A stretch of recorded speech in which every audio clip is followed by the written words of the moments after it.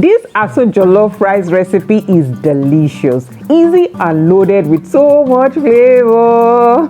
Let me show you how to make it. Basically, this is a goat meat delicacy. So get your goat meat, marinate with any spices of your choice for about 30 to 1 hour. Then long grain rice, tomato paste, lots of onions, squash bonnet pepper, blended pepper and onions, carrot, vegetable oil and spring onions. Now it's time to cook. Your pan and start putting in your goat meat. Keep flipping and add your blended onion and pepper mix together. In goes the sliced onions. You're putting in a lot of onions in this dish. Mix, add all your spices and mix again.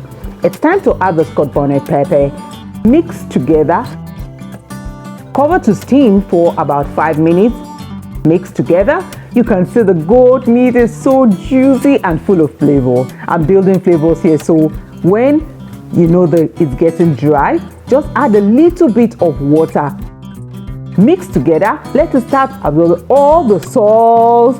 Then you can remove the goat meat. So much flavor in this goat meat, I tell you. In the same pan, add more vegetable oil, more sliced onions, allow it to saute, put in your spices and mix.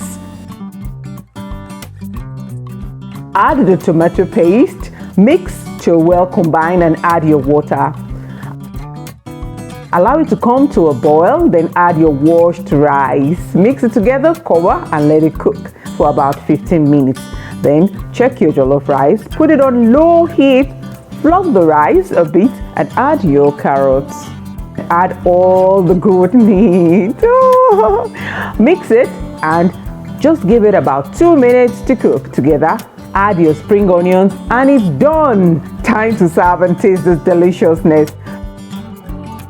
Don't let me only tell you how delicious this meal is. Please recreate this dish and enjoy yourself. Keep watching Fofolicious Food Bites for more recipes. Thank you.